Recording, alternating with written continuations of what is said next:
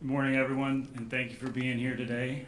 Today is a very exciting day for our organization as we welcome Tony as the new manager of the San Francisco Giants. You know, when we first started talking to Tony, it was abundantly clear that he's a natural leader. Wide range of topics, and I think some highlights that I came away with from those conversations were, some of his vision, his conciseness, and plenty of other leadership qualities. I think where it really took off for me is when you start making phone calls and you talk to so many different people that have come into contact with him for years and years and been in his world.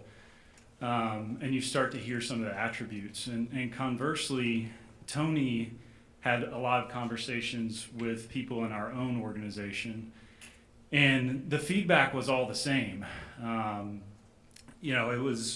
The response was, this guy's a winner. He has a vision to be great, and not just for himself, that's going to rub off on those around him. There's an expectation that he'll get the best from everybody that he comes into contact with. Tony's a teacher, he's a motivator, tireless worker, and someone who understands how to build culture. We believe his leadership is not only going to impact our clubhouse, but it's also going to impact our organization and our entire fan base as well. Thrilled to have Tony as our manager.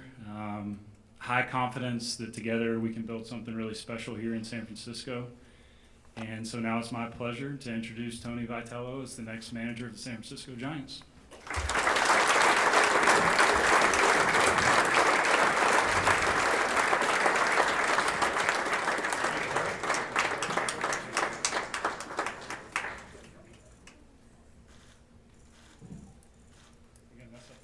I think we should. Look more comfortable.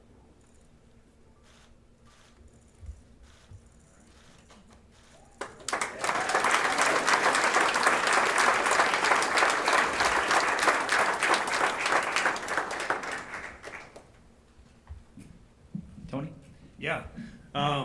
Obviously, thank you to Buster, to Zach, to Greg Johnson, Larry, all the ownership, really all the organization, and I know players' feedback was important.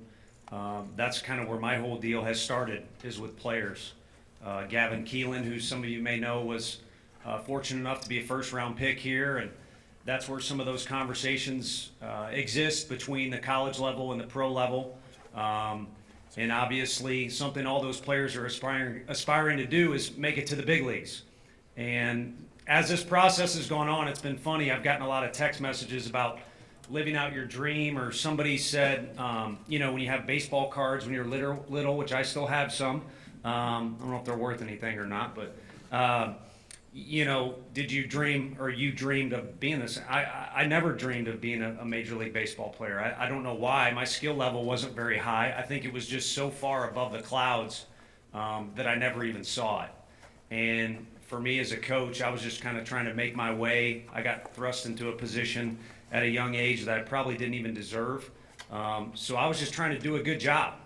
And fortunately, it helped get me to the next spot and the next spot and the next spot.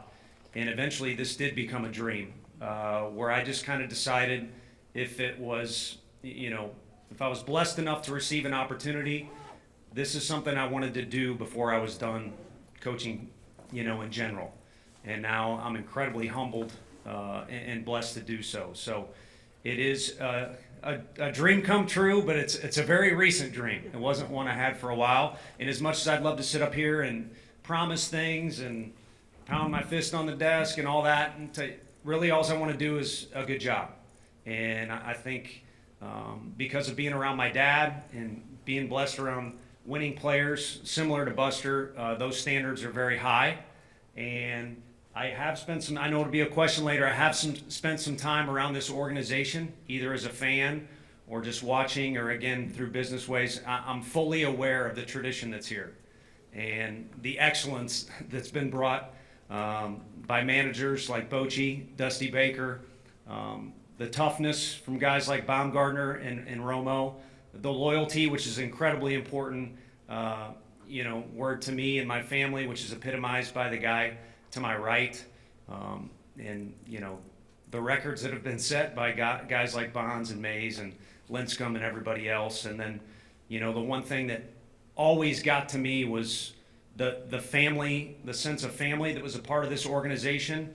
And one of the players I coached came up during Hunter Pence's playing days and just talked about how good that guy was to everybody in the organization, especially younger aspiring players and rookies.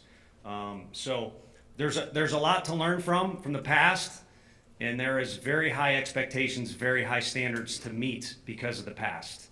And this is a challenge that's been presented to me, and again, I'm humbled and honored to be here in front of you today to take on that challenge.